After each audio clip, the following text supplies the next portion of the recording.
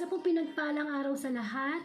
Welcome po sa The Word of God Facebook Live Daily Gospel. Masasabi natin na napakabuti ng Diyos. Muli na naman tayong magkakasama-sama upang pagsaluhan ang kanyang mga salita. Ang kanyang mga salita na nagbibigay sa ating buhay, sa ating espiritu.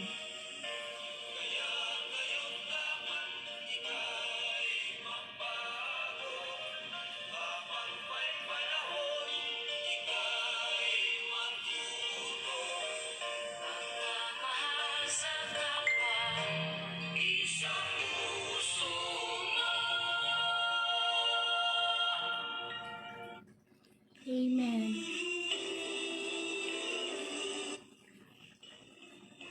So, welcome po ulit sa The Word of God, FB Live. Ngayon po ay August 5, 2020. At kanina po, katatapos ko lang po mag-FB Live ng Wednesday Gospel. At kung hindi niyo po yun napakinggan, pwede niyo naman po balikan sa aking timeline. O kaya sa YouTube channel, hindi ko pa pala na-upload. Anyway, sa timeline ko, kung gusto niyo mapanood muli ang Wednesday Gospel. Anyway, itong buong araw naman ito i-replay ko yung True Watch Party. Pero sa ngayon po, maraming salamat sa Panginoon sapagkat binigyan niya tayo ng panibagong araw. Pero mo, isang himala muli na ibinigay sa atin ni Lord ang August 5, 2020. Yung August 6, 2020, ibibigay pa kaya uli sa atin ng Panginoon. Malaking katanungan yan sapagkat sa panahon ngayon, hindi na natin alam kung ano mangyayari sa kinabukasan Iba na ang mundo ngayon. Very new normal na hindi nakamukha ng mga nung dati. Ibang-iba na ang mundo natin ngayon sa mundo. noon sa mundo natin ngayon. But anyway, kahit nag-iiba ang katayuan natin sa mundo, ang mga pangyayari sa mundo, is andyan ang katotohanan ng mabuting balita na hindi nagbabago ang Diyos noon, ngayon at magpakailanman. Kaya lang, tayong tao, tayong nagbabago sa Kanya. Ayan po. So, bago po tayo magpatuloy, tayo muna magkaroon ng panalangin. Panalangin muna po tayo sa Panginoon. Sa ngalan ng Ama at ng Anak ng Espiritu Santo. Amen. Papuri sa iyo, Diyos, ang mga makapangyarihan sa lahat. Napakabuti mo, Panginoon, bagamat kami mga makasalanang nilalang mo. Patuloy ka nagpapaalala sa amin na ikaw ang Diyos ng kabutihan. Hindi ka nagbabago kailanman. Salamat mo sa panibagong pagkakataong bibigyan mo kami ng iyong pagkain spiritual na makabubusog sa aming kaluluwa, Espiritu Lord. Na ang layunin ng Facebook Live na ito is to seek first the kingdom of God, maging daily bread namin, at syempre magbunga ang aming pakikinig sa pamamagitan ng faith with works o pananampalatayang may gawa. Sapagkat kung makikinig lamang kami at hindi namin ito isa sa buhay, patay ang aming pananampalataya. Humingi po tayo ng kapatawaran sa ating Amang nasa langit, upang sa ganon linisin niya tayo sa mga oras na ito at kapuspusan lamang ng Espiritu Santo ang maghari sa ating puso. Ama, patawarin mo ako sa mga salang nagawa ko sa nakaraang oras. Ano po man ang aking nasabi, naisip, na kilos, na hindi naging kalugod-lugod sa iyo, linisin mo ang aking puso, Lord. Diyan mo ako ng kababaang loob, karunungan, at may will but your will be done. Tanging gawin mo lamang akong instrumento, ang daluyan na yung mabuting balita. Dahil kahit ako ang nagsasalita, nakikinig din ako sa iyong mensahe. Mapagnilayan nawa namin ang Bible verse na ipagkakaloob mo sa amin ngayong araw na ito. Naway mabusog ang lahat, mapagnilayan kung gano'ng kahalaga ang hashtag thank you. Patuloy kang kumilos, mapuspos kami ng Espiritu Santo, lahat ng negative na nasa isip namin in Jesus' name, kinakast out ko po yan. Focus lang namin ang aming atensyon sa iyo, Panginoon, upang sa gano'n ay yung mga gawa ng Diablo sa aming buhay ay aming ma-say no sa pamamagitan ng kapangyarihan mo. Maraming pong salamat, Panginoon. Ang lahat ng tidalain ko po sa iyo, Ama sa langit, sa pangalan ng Panginoong Jesus, sa patnubin ng Espiritu Santo. Amen. So, tayo po ngayon ay magkakaroon ng pagninilay sa isang Bible verse na matatagpuan po natin, siyempre sa Bible. At isa po dyan yung magmumula sa unang Thessalonica verse 18. At ito po yung sinasabi na ipagpasalamat ninyo sa pangalan ni Kristo Jesus ang lahat ng pangyayari sapagkat ito ang ibig ng Diyos. Amen? So, at ang hashtag ko ngayon is thank you. Bakit thank you? Kasi po, sa panahon natin ngayon, lalo na nakaranas tayo ng, wala na naman, may mga tao na namang hindi pwedeng magtrabaho, lumabas, kasi MECQ na naman. Talaga naman na ano ba, may makakain pa ba tayo sa pagkakainan dyan? Kamusta na ba yung mga ipon natin? Baka mukhang masasagal na. Kasi kahit tayo nagulat na hindi pa tapos ang August 15 na iba na ang quarantine level ng quarantine. So ibig sabihin ng presidente, mag-ingat-ingat tayo. Kasi pag talagang matigas pa ang ulo natin, baka yung MECQ na yan, baka after 2 days gawin ng ECQ. Amen? Nakakalungkot mang isipin na ang daming nahahawa ng COVID-19, daming nasa ospital. Makinig ka ng news eh. Buksan mo yung news, bad news eh. Maririnig mo na sa yung mga doktor, mga nurse, nagreklamo na sila. Hindi na kinakaya ng powers nila. Yung dami ng pasyente. At the same time, kulang na yung mga higaan sa hospital. Just imagine, ngayon lang nangyari yan na yung hospital talagang ang daming doktor, ang daming hospital bed. Wow, iba na nga talaga ang mundo ngayon. Parang isipin mo, ano pa bang mapapasalamat ko sa Diyos. Pero ang salita ng Panginoon ay makapangyarihan. Masasabi natin na kung seryosohin lang natin at bibigyan natin ng pagsasabuhay, ay magkakaroon to ng kapangyarihan sa buhay natin kahit tayo nasa panahon ng pagsubok. Hashtag thank you. Gaano ba kahalaga ang thank you sa isang tao? So, punta muna tayo sa tao. Kapag ikaw ba'y may ginawang pabor, may ginawa kang pabor sa iyong kapwa, minsan hindi tayo naghahanap ng bayad na pera. Minsan na hinahanap natin yung salitang thank you lang. Okay na yon. O kaya yung mga anak natin, may ginawa tayong maganda sa kanila, pinaglutuan, tinuruan sa pag-aaral, etc. Hindi natin kailangan ng mahabang speech o maraming statement. Yung ba sabihin na sa iyo ng anak mo na, thank you mama, thank you papa, masarap na sa pakiramdam nun. Kumbaga yung salitang thank you, ang daming nilalaman yan. At masarap ang nilalaman ng salitang thank you. Ibig sabihin na appreciate mo yung ginawa ng tao. Amen po?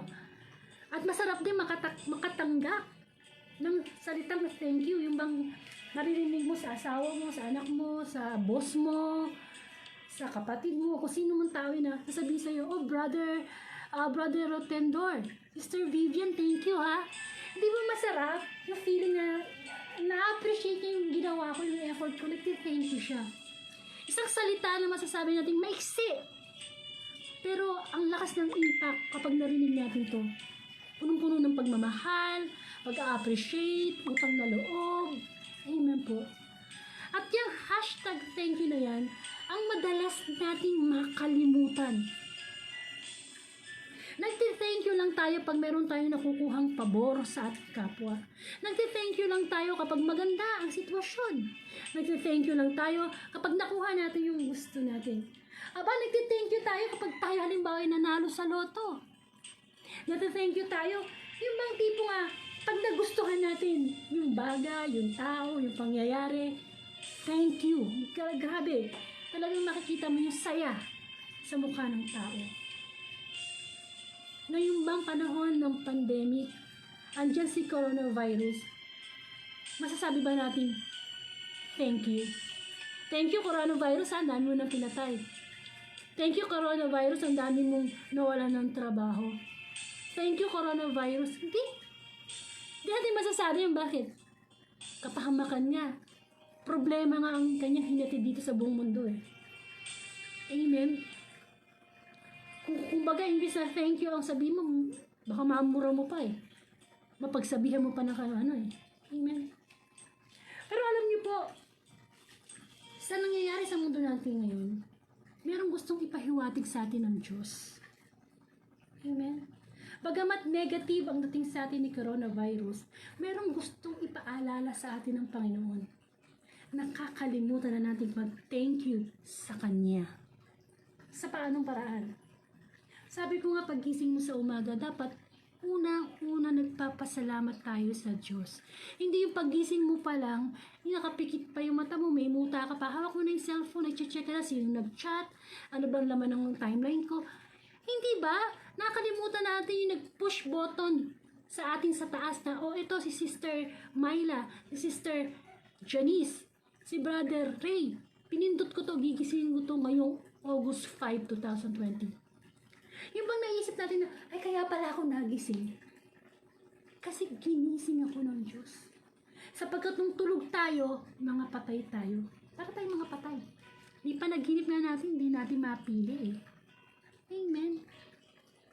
Kaya nakatotohanan na nagigising tayo sa bawat umaga. Isang malaking thank you yung kay Lord. Siya yung unang mong isipin. Siya yung may-ari ng lahat eh. Ang buhay natin, yung mga anak natin, trabaho natin, bahay natin. Hindi ba niya deserve ang salitang thank you? Hindi naman naghahanap ang Diyos ng mahabang speech na pagkatapos sabihin thank you eh. Mag-speech ka pa ng mahaba. Hindi. A simple word. Pero appreciated yan ni Lord. Kapag kumakain ka ba, nagtithank you ka? Nagdadasal ka? Salamat Panginoon. Naku, ang dami taong ngayon walang makain. Nawalan ng trabaho. O yung dating kinakain nila, hindi nila makain. Nagsasabi ka ba sa Diyos, tumitingala ka ba sa langit? O yumuyuko ka sa kalibuturan na yung puso? Salamat Lord. Kahit nilagang talbos na lang itong ulam namin. Kahit mumurahin na lang itong bigas namin. Salamat Lord, kasama ko yung pamilya ko, kumakain kami ng masaya. Salamat Lord, nabubusog pa kami. Nagpapasalamat ba tayo sa Panginoon kapag halimbawa, pagkagaling natin sa trabaho, pag-uwi natin kahit pagod tayo, nakauwi tayo ng safe? O nakakatulugan na lang natin dahil sa pagod? Nasa isip natin kaagad, ano ba yung nangyari sa buong maghapon? Ay, ano ba yung mga trabahong gagawin ko kinabukasan? Hindi natin nakalimutan natin sabihin na, thank you Lord, dinala mo akong safe sa bahay. Tayo ba'y nagte-thank you kay Lord kapag halimbawa tayo nagkasakit at gumaling? Tayo ba'y nagte-thank you kay Lord sa mga bagay na nabibless tayo? O baka mamaya, ang sitwasyon is, nagte-thank you lang tayo kay Lord pag maganda ang nangyayari sa ating buhay. Amen. Para pala tayong mga Israelita, iniligtas ng Diyos ang Israelita sa pagkaalipin sa Ehipto. Pero pagkatapos niyang iligtas, panay reklamo ng mga Israelita. Ganyan tayong tao. Ang reklamador natin. Kahit sa gobyerno natin, napaka-reklamador natin. Sinabi na ng gobyerno na paglalabas, magsuot ng mask, mag-social distancing, hindi mo na pwedeng buksan yung ganitong negosyo, hindi mo na pwedeng pumunta sa ganitong lugar, yung mga edad na ganito hindi pwede lumabas. Ang tigas ng ulo natin. Hindi tayo sumusunod. Hindi na tayo sumusunod, nagreklamo pa tayo. Amen. Kaya anong nangyari? Bumalik tayo sa level ng MECQ. Tapos na tayo dun eh. Nasa GCQ na tayo eh. Ngayon, eto na. Huwag na natin hintayin na after 2 days, 3 days, sasabihin na naman ng presidente natin, ECQ na tayo. Mga matitigas talaga ang ulo nyo. Kawawa ang mga taong sumusunod, nadadamay. Amen po. Kasi masyado tayong kampante sa kakayanan natin eh. Akala natin hindi tayo mahahawa ng coronavirus eh. Samantalang ang mga doktor, sikat na artista, politiko, kilalang tao sa mundo, nahawaan eh. Iba pa nga namatay. Pero tayo parang at tapang-tapang nating lumabas para makayang-kaya natin si corona. Amen. Napakahirap po kasi sa atin na masyado nating binibigyan ng halaga yung ating human will. Kulang na kulang tayo sa pagsunod. Mayaman tayo sa reklamo. Kulang na kulang tayo sa pasasalamat. Lagi natin nakikita yung kulang, yung hindi natin gusto. Amen. Kung sa simple pa lang na utos o mga batas ng tao, hindi natin kayang sundin. Halimbawa, yung huwag kang magtatapo ng basura dyan. Pero minsan naglalakad ka, kumakain ka ng candy, tatapo mo yung balat ng candy. Sasabihin mo, maliit lang naman yun. Kapatid, ang maliit na candy, kapag balat ng candy, kapag pinagsama-sama mo, nakakabara yan ng kanan at nakakapagdulot siya ng baha. Ang kasalanan, sasabihin mo, oh, maliit lang naman ang kasalanan ko, sinungaling lang naman ako eh. Kung madalas mong ginagawa ang pagsisinungaling, lumalaki yan at dadagdagan. Amen. Sa buhay natin, sa loob ng isang araw, ilang beses tayong nagpasalamat sa Panginoon. Kapag sumasakay ka ba lang ng jeep, pagbaba mo, nakarating ka ng safe sa pupuntahan mo, thank you Lord. Kapag halimbawa nakauwi ka, hindi ka nakarap na corona, thank you Lord. Amen. Pero higit pa dyan ang hinahanap ng Panginoon, hindi lang yung masasayang panahon. Kasi ganun talagang katotohanan. Nagtithank you tayo kay Lord. Pag pabor na pabor sa atin, masaya tayo. Pero tingnan nyo yung salita ng Panginoon na sa harap ng screen nyo. Tandaan nyo yan. Anong sabi sa 1 Thessalonica, chapter 18? Ipagpasalamat ninyo sa pangalan ni Kristo Jesus ang lahat, as in lahat ng pangyayari. Kasi, sapagkat, yaon ang ibig ng Diyos. Maliwanag. Ang gusto pala ng Diyos, nagpapasalamat tayo sa Kanya, hindi lang dahil sa nagpabor, nabigay yung pabor natin, o maganda yung sitwasyon ng buhay natin. Sabi niya, lahat, kahit may problema tayo, kahit nasa pagsubok tayo, kahit nasa coronavirus tayo, magpasalamat daw tayo sa Diyos. Sa paanong paraan? Sapagkat kahit na nahihirapan tayo, yung ibibigay ng Diyos na peace of mind, yung ibibigay ng Diyos na pag-asa, yun ang dapat nating pinagpapasalamat sa Panginoon. Naku Lord, wala nang trabaho yung asawa ko. Wala na kaming pera. Pero thank you Lord, buhay pa ako. Thank you Lord. May mga tao pa pwedeng tumulong sa akin. Yung bang sa 10 biyaya ng Diyos na ginawa sa buhay mo, pag may pumasok na isang problema, huwag mo namang kalimutan yung 10. Nasisira yung biyaya ng Diyos eh. Lagi natin hanapan ng magandang dahilan ang bawat masamang sitwasyon. Kung halimbawa ikaw may sakit ka sa puso, masakit yun. Kasi syempre bawal sa'yo yung baboy, bawal sa'yo magalit. Pero sasabihin mo, thank you Lord. Kasi wala akong diabetes. Thank you Lord, nakakalakad pa ako. Thank you Lord, nakakakita pa ako. May sakit lang ako sa puso pero ang dami ko pang pwedeng gawin sa buhay ko. Thank you Lord. Nagtaksi yung asawa ko. Thank you in a way na pwede pa akong mabuhay mag-isa, pwede ko pa akong magtrabaho. Thank you Lord, darating din ng panahon mapapatawad ko yan. Thank you Lord, hindi pa. Na yung mga negative things na nangyayari sa buhay natin, i-turn natin sila into a positive. At pangyayari lang yun kapag ang puso ng isang tao ay punong-puno ng pagpapasalamat. Hindi yung nagpapasalamat tayo na may level 1, level 2. Pag nanalo sa loto, mas malaki yung pagpapasalamat. Kapag nakakain ng tinapay, maliit lang. Hindi naman gano'n ang gusto ng Panginoon. Sabi nga, ipagpasalamat natin in Jesus' name lahat ng pangyayari. Lalo na sa panahon na tayo ay nasa pagsubok. Sapagkat yan yung time na mas nalilinang, natitingnan ng Panginoon kung ano ba yung kalagayan ng ating puso. Kung nakinig kayo kanina ng gospel, di ba sabi, ang inaasahan ng Diyos ay unconditional faith. Yan po yung hashtag ko sa Wednesday Gospel ng araw na to. Unconditional faith. Ang tunay pong sikreto ng buhay na puno ng kagalakan, hindi ng kasiyahan, kasi magkaiba ang joy sa happiness. Yung happiness, masaya ka kasi nakuha mo yung gusto mo. Yung joy o kagalakan, masaya ka kahit hindi mo nakuha yung gusto mo. Kasi nakikita mo ang Diyos doon. Amen. Sana matuto po tayo magpasalamat sa lahat ng pangyayari.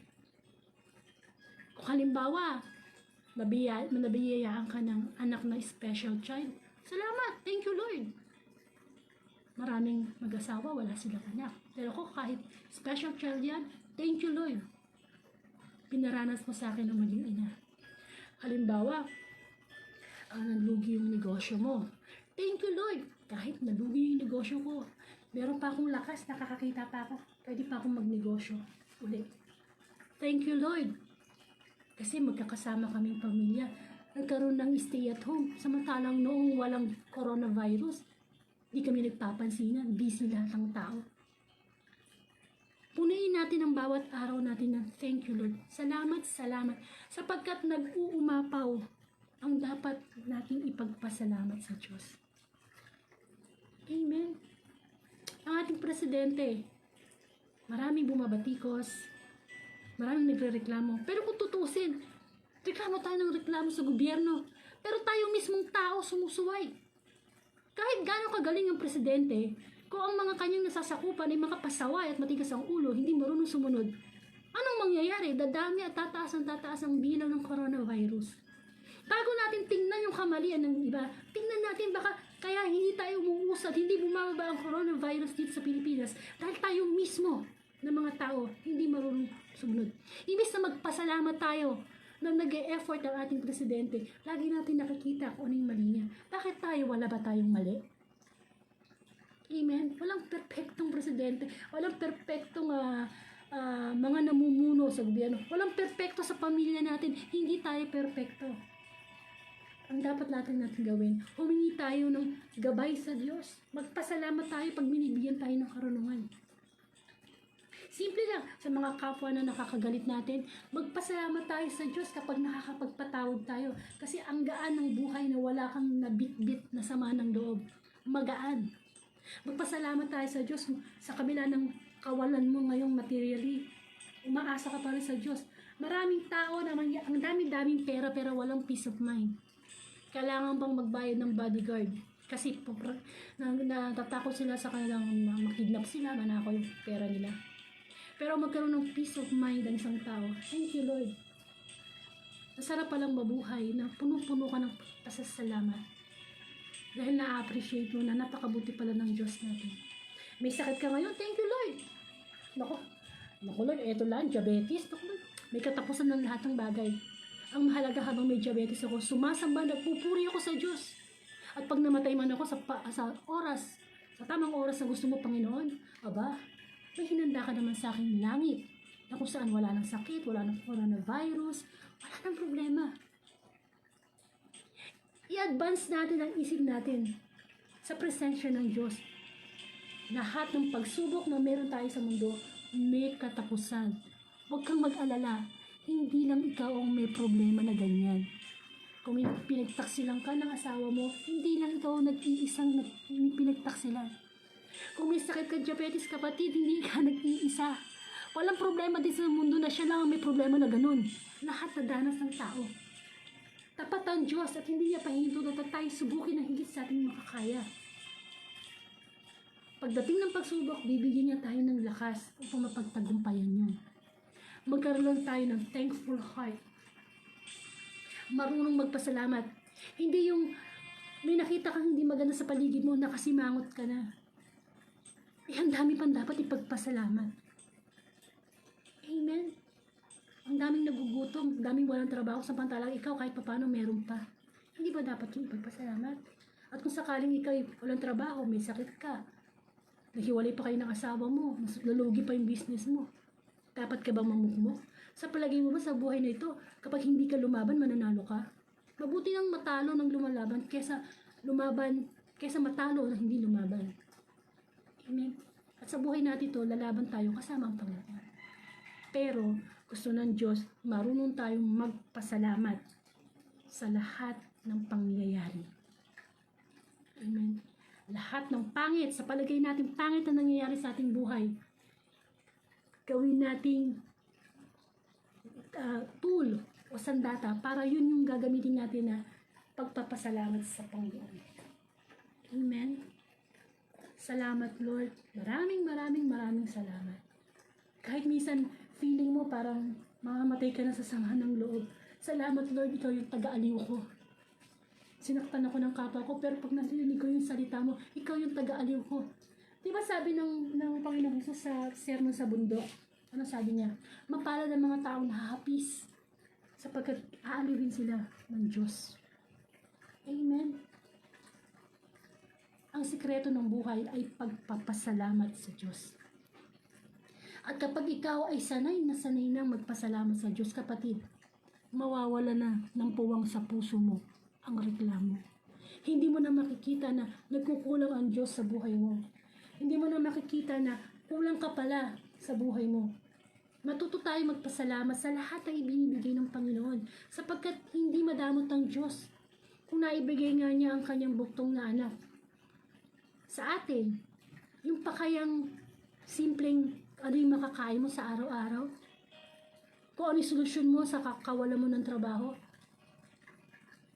Pero gusto mo lang makita ni Lord na na-appreciate mo yung kanyang mga ginagawa. Gusto makita ni Lord na salamat sa panibagong araw, ngingitian ko ang panibagong araw. Matutulog ako na nakangiti kahit pagod yung aking physical na katawan. Bakit? Kasi nagpapasalamat ako sa Diyos na binibigyan pa niya ako ng pagkakataon para trabahuin yung buhay na walang hanggan. Andiyan ang Panginoong Jesus, ibinigay na ng Ama sa atin . Ang gagawin na lang natin, hindi na tayo ipinako sa krus.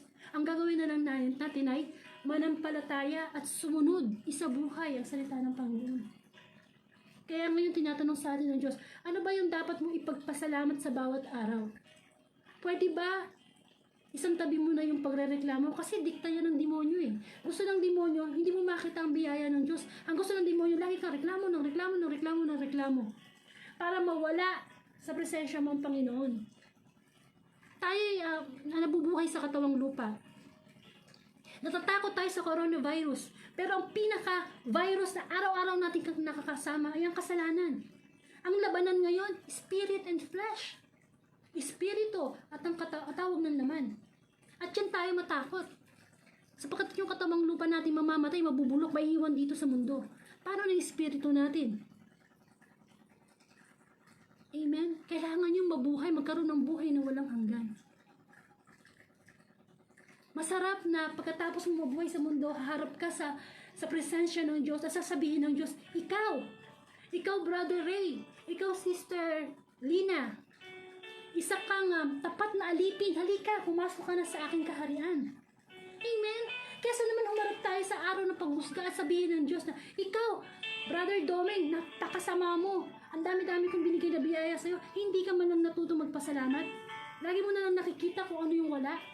Hindi ka nagkakaroon ng contentment. Sige nga, pumunta ka sa isang mall, pumunta ka sa drugstore, kung makakabili ka ng peace of mind, kung makakabili ka ng hope, makakabili ka ng faith, hindi. Tanging sa Diyos lamang yung magagaling. At yun dapat ay pinagpapasalamat natin, lalo na sa panahon na dumadating tayo sa pagsubok. Ang sikreto ng buhay ay sikreto ng pagpapasalamat lagi sa Diyos. At kung merong masamang nangyayari sa buhay natin, lagi pa rin tayo magpasalamat sa Panginoon.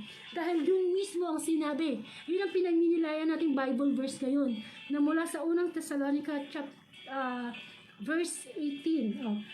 First Thessalonica verse 18. Na ipagpasalamat ninyo sa pangalan ni Jesus ang lahat ng pangyayari. Actually, kulang pala yung nai-print ko, no? Sorry. Galing siya sa unang Thessalonica, chapter 5, verse 18. So, kulang lang siya ng chapter 5, verse agad yung nalagay ko. Pero, matuto tayo na kapag tayo nakakaranas ng problema, ay, sabi ni Lord, mag-thank you ako sa Kanya. Hindi ko kayang i-beat ang biyaya ni Lord. Dami na niyang binigay sa akin biyaya. Tapos, pag mayroong problema, nakakalimutan ko yung biyaya. Kaya kung gusto natin umunlad sa pananampalataya natin sa Diyos, lagi tayo magpasalamat na magpasalamat na magpasalamat. Kapag punong-puno na tayo ng pagpasalamat, sabi nga practice makes perfect. Pag puro ka papasalamat, kahit nasa kalagayan ka ng, sa palagay mo hindi maganda sa pakiramdam ng isang tao, nagpapasalamat ka pa rin. Magsasarado yung lugar sa puso mo ng reklamo. Amen. Mabuti ang Diyos. God is good. Kahit anong nangyayari sa mundo natin ngayon, mabuti pa rin ang Diyos na dapat siyang pasalamatan. At papapasalamatan natin ng Diyos, hindi lang sa salita, hindi sa gawa. Dapat natin ipakita to sa Panginoon. Sapagkat patay ang pananampalatayang walang gawa. Amen po. So sana po napagnilayan natin itong Bible verse na to, na unang Thessalonica chapter 5 verse 18. Nang sabi ng Panginoon, ipagpasalamat ninyo sa pangalan ni Kristo Jesus ang lahat ng pangyayari, sapagkat yaon ang ibig ng Diyos. Hindi pa uli ang lahat upang lagi tayo magpasalamat sa Panginoon. At huwag tayo mag-alala. Merong sorpresa sa atin ng Diyos. Kapag alam niya na ang puso natin ay punong-puno ng pagpapasalamat sa Kanya. Amen. Tayo po magkaroon ng closing prayer. Panginoon, marami pong salamat sa iyong kabutihan. Kailanman ay hindi ka nagbabago. Ikaw ang Diyos na nagbibigay lagi ng mga biyaya sa amin. Sana lagi namin makita magpasalamat sa iyo. Lord, hindi namin alam kung ano mangyayari pa sa future. Hindi namin alam kung magbibigay mo pa yung August 6, 2020. Ang alam lang namin yung ngayon. Yung ngayon binibigyan mo kami ng pagkakataon upang magpasalamat sa iyo. Ang pagpapasalamat namin sa nakakagaan yun ng mga bigati namin sa buhay. Ikaw lang magbibigay ng siksik, liglig at umaapaw na biyaya na hindi maibibigay ng mundo. Lahat ng meron kami, Lord, pinagkakatiwala mo lamang. Lahat ay temporary. Buhay namin, pamilya namin, trabaho namin, lahat. Pero lahat yung pinagpapasalamat namin sa iyo, Lord. Sana yung mga taong hindi namin napasalamatan, hindi man sa salita, ipakita namin sa gawa ang aming pagpapasalamat. I-appreciate namin ang mga maliliit hanggang sa malalaki nilang nagawa. At higit sa lahat, ikaw ang number 1 naming pasalamatan sa bawat araw, sa bawat pagsubok sa aming buhay. Ang kagalingan ng aming mga kasalanan, ipagpasalamat namin dahil ikaw lang ang divine healer na makapagpapagaling sa amin. Maraming pong salamat, Panginoon. Maraming pong salamat. Dalangin ko ang inyong pamilya, ang aking pamilya, na ingatan tayo ng Diyos. Ang buong mundo, lalo ng Pilipinas, sana sa habag ng Diyos, in advance, pasalamatan na natin siya. Nakakaraos din tayo dito. At kung sakaling hindi man, pasalamat pa rin tayo dahil meron inihanda ang Diyos na mas mabuting lugar at yun ay ang kanyang ang kalangitan na kung saan hindi tayo makakaranas ng mga ganitong pagsubok. Kasama natin ang Diyos.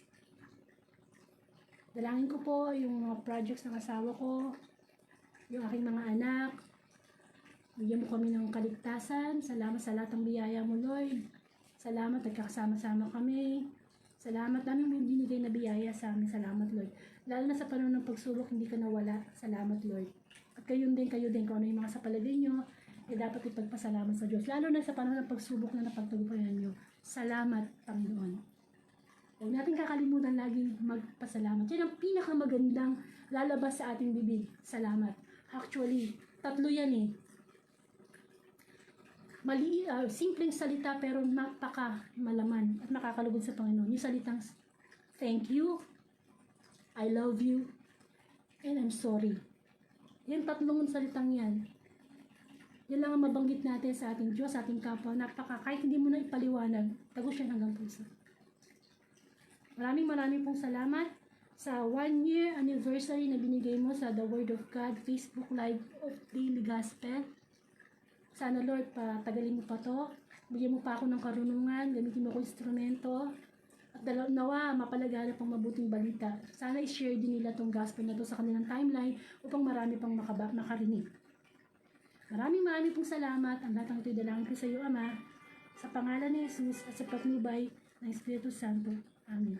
Sa alamat na alam ng Espiritu Santo. Amen. Pakinggan po natin ang last song.